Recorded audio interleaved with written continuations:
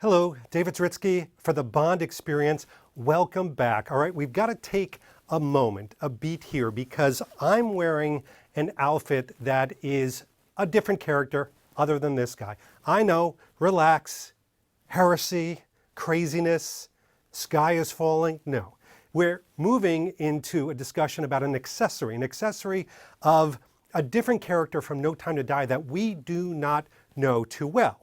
However, we know what he wears, and that is Logan Ash. Now, Logan Ash is played by Billy Magnuson, pretty well-known actor, not a giant movie star, but he's got some great acting chops. And what do we know about this character who affectionately is known in the Bond community and maybe even in the press as Ash?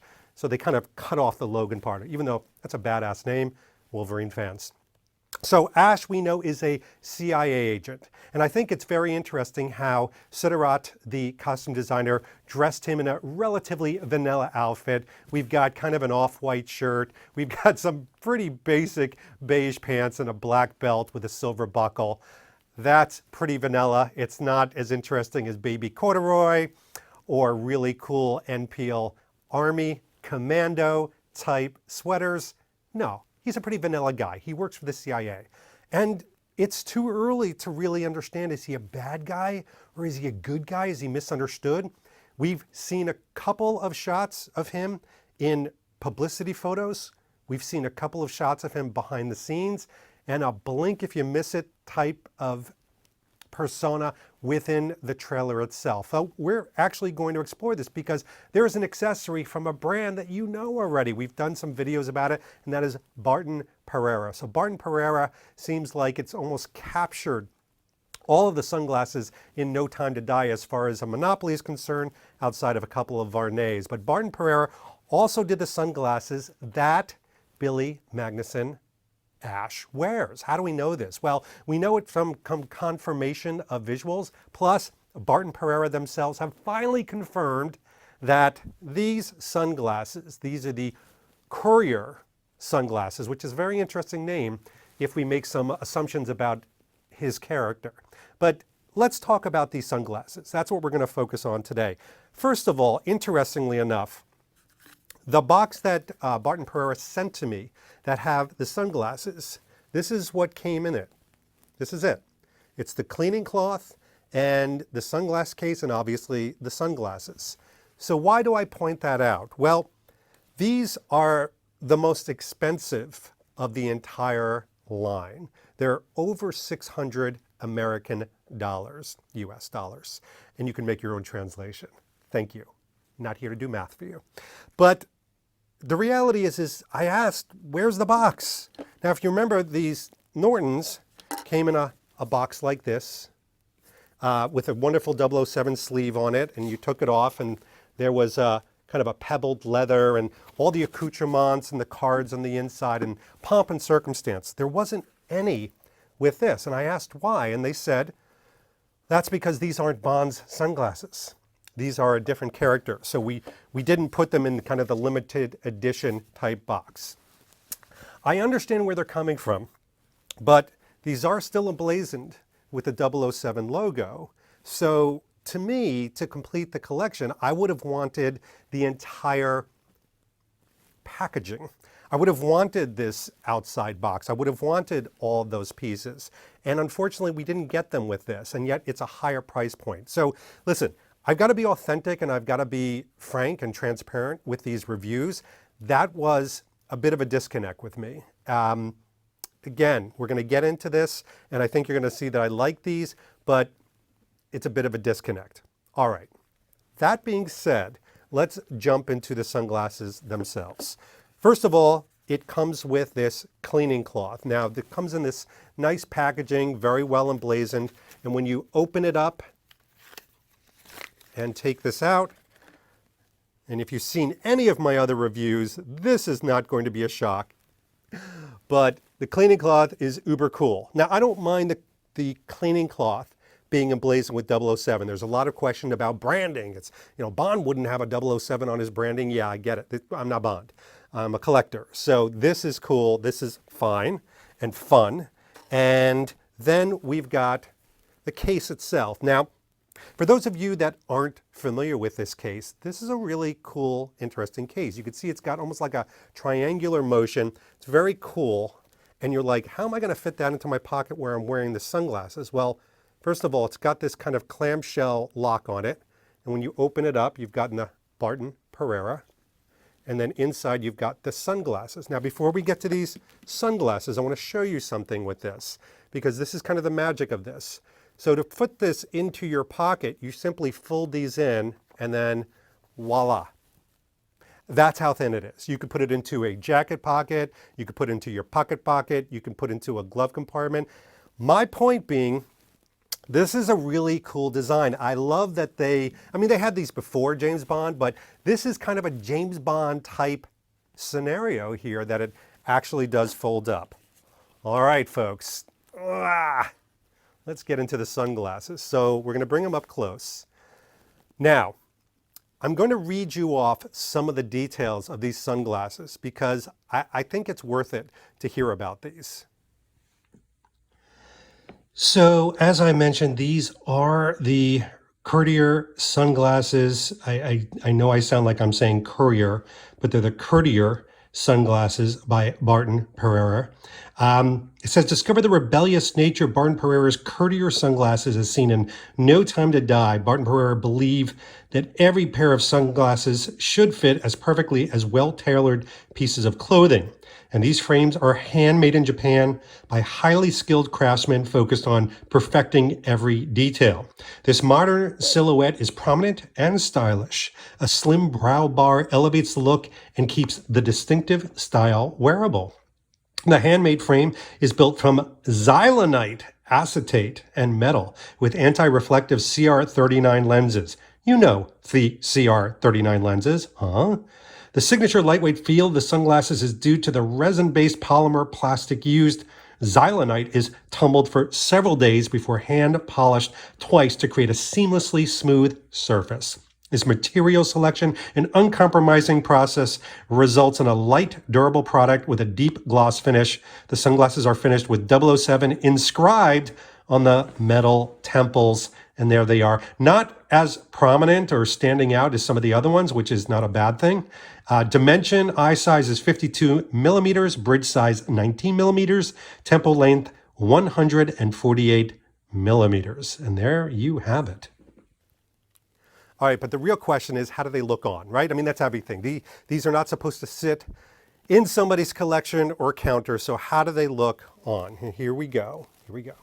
All right, so I'm channeling my Logan Ash. I'm channeling my CIA home. Is that how the CIA channels it? I have no idea. And here we have the sunglasses. Now, I always have these like this, and people are like, David, do you know how to wear sunglasses? Because it ain't like that. It's kind of like that. I think because I have this lopsided head, truth be known. All right, so as you're looking at it right now, I'm going to slowly move to the side. I do like the side. It's very thin, and yes, that lightweight aspect is definitely there. These are incredibly lightweight, and I like lightweight. I have too much information. Relatively sensitive skin, and so I get those little nose dents very easily within minutes, not hours, of wearing some sunglasses that are too heavy. These I won't, because the lightness of it, of the frames, of the lenses, they work very good and they stay on. I know you're like, why is he having a seizure? No, if you look down like this and then look up, that's a way to tell if your sunglasses are going to fly off, and they're not. So rough, tumble, action, whatever Ash is getting himself into with Bond, whether he's against them or for him, these are going to perform well, is my point.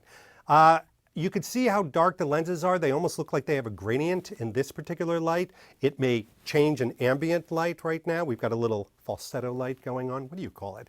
I'm not a tech guy. But you could see what the lenses look like. I do like the gradient. I do like the darkness of it. I think it's very cool, very CIA. What I'm not too sure about is the size itself. It looks, first of all, it could be my head. They look a little bit large for me. I mean, they really kind of do. I'm used to, for some reason, I thought these were going to be closer to a aviator type frame, which I was looking forward to. These almost have like a Purcell like, and sorry for putting it against another brand, but kind of that type of look to it. You can see kind of, and I'm getting up close, apologies, lots of people signing off now, but you can see that the size for me is just a little bit large. To me, it's very stylish. What do I mean by that? It's very fashionable, okay? Style and fashion, two different things. We've talked about it before. To me, this is a fashionable piece. It almost has a 90s flair to it, which is coming back, that 80s, 90s type of vintage. I can't believe 90s is vintage. What is going on? But here it is. Now, this bar up here, which you've seen on a lot of sunglasses, including the Skyfall ones even, is interesting, and it harkens way back in in my day. But this has almost like a bow to it. It has, kind of an arch to it, which I think is interesting. Again, is it flattering? I wouldn't say it's flattering. It's an interesting, kind of intriguing look to it. All right? And that's kind of the theme that I'm feeling with these on my head. I think they're kind of like the Massimo Alba trench coat. Would I run out of the door here to go get some milk and bread in the Massimo Alba sage-colored trench coat? No. It's a very stylish piece. It's very conscious, wearing it in New York, maybe to a really neat event where I'm making a statement or things like that. That's what these sunglasses are. I don't see these as I'm jumping in the car and going down the street type sunglasses. Now, you may be looking at this like, David, those are the best ones on you. Trust us. I'm just not, from first impressions, feeling it. That's the other thing too. With these types of things, the reason I'm spending so much time with these on is and twitching my head is because these have to be lived with, right? I mean, you've seen some of my other reviews where I get something in and it's not as great as and then suddenly I live with it and it's a part of my armament. This might be one of those things that's a grower, not a shower.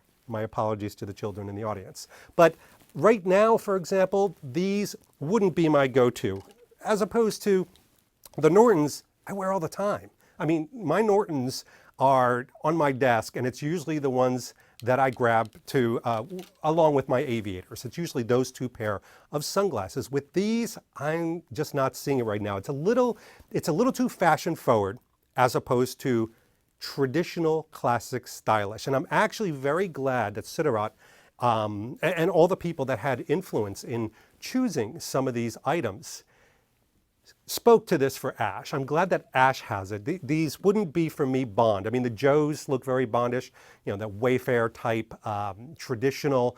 They look great. These Nortons are a great addition. The Edge, I think they're fashion forward, but I think there's a reason for the Edge. We see them when he's in that glider, so they were almost like utility. There's a reason for those. And these, for Ash, perfect. Because maybe in such a vanilla outfit as this, he's looking for what is that one piece that can make me a little bit more stylish or fashionable. These would be them. Anyway, quality is there. The Barton Perreira quality, which I can't speak highly enough, is all there. Just these aren't dead on target for what David Zaritsky would or will be wearing. And I've got to be frank with you about that. But they're super cool. And, as usual, like I said, the 007 logo is not overly prominent. So there you go. We've got another pair of sunglasses. Are we going to have another pair of sunglasses to talk about? Yeah, we actually are. It's coming up on a video. It's not going to be this one, but we are going to be talking about another pair of sunglasses from No Time to Die. This is no time not to have 1,000 sunglasses in this movie, but hey, accessories are fun. They're just as important as everything else. They're a part of your kit. And I do want to thank Barton Perreira for sending these over, letting us have fun with this, playing in your world. And of course, this has been David Zaritsky for the Bond Experience, and we will talk to you real soon. Take care. Thanks for watching this episode. If you want to be up on the latest from the Bond experience, just click on this subscribe and subscribe to our channel. You're going to get all the latest and greatest information, plus some exclusive content. And by the way, speaking of content, here's something especially for you, just because we know you. Talk to you soon.